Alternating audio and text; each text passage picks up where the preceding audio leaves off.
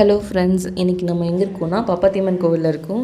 இந்த கோவில் வந்து திருப்பத்தூர்லேருந்து 20 கிலோமீட்டர் தள்ளி இருக்குது. ஆண்டியப்பனூர்ன்ற கிராமத்தில் இருக்குது. இந்த கோவிலுக்கு வந்து வரணுன்னா ஆலங்கை ரோடு இருக்குல்ல, அதுலேருந்து ஆட்டோ பிடிச்சோன்னா நம்ம இந்த கோயிலுக்கு வந்துடலாம். இந்த கோவில் வந்து ரொம்ப சக்தி வாய்ந்த கோவில்னு இந்த கிராம மக்கள்லாம் சொல்கிறாங்க. ஏன்னா இந்த கோவிலில் நம்ம எது நினச்சி வேண்டிக்கிட்டு இது பண்ணாலும் நடக்குமாம்மா. இங்கே வந்து இந்த கோவிலில் வந்து ஒரு சர்ப்ரைசிங்கான விஷயம் இருக்குது. என்னென்னா, ஒரு குளம் இருக்குது. அந்த குளத்துல வந்து தண்ணி எப்போவுமே வந்து குறையவே குறையாதான், எப்போவுமே தண்ணி இருந்துக்கிட்டே இருக்குமாம்மா.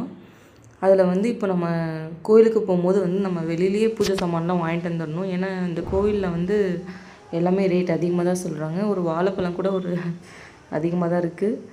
நம்ம வந்து ஒரு வாழைப்பழம் வாங்கிட்டு வந்து அந்த கோவிலில் சொன்னல குளம் இருக்குதுன்னு, அந்த குளத்துல வந்து நம்ம என்ன நினச்சிக்கிட்டு அந்த குளத்துல அந்த பழத்தை போட்டாலும் அந்த பழம் மேலே வந்துச்சுன்னா நம்ம நினைக்கிறது வந்து நடக்குமாம்மா.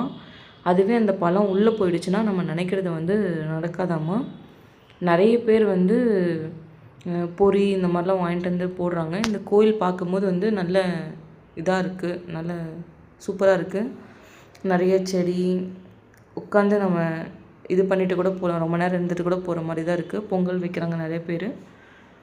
அதே மாதிரி உங்களுக்கும் இந்த கோவிலில் எதுனா வேண்டுதல் இருந்தால் கண்டிப்பாக மறக்காமல் இந்த கோவிலுக்கு வாங்க. கண்டிப்பாக நீங்கள் நினச்சதும் நடக்கும்.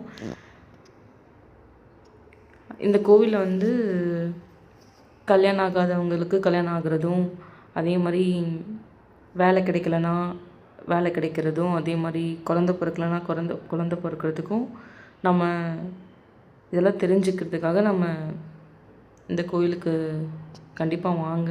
கண்டிப்பாக நடக்கும்னு சொல்கிறாங்க.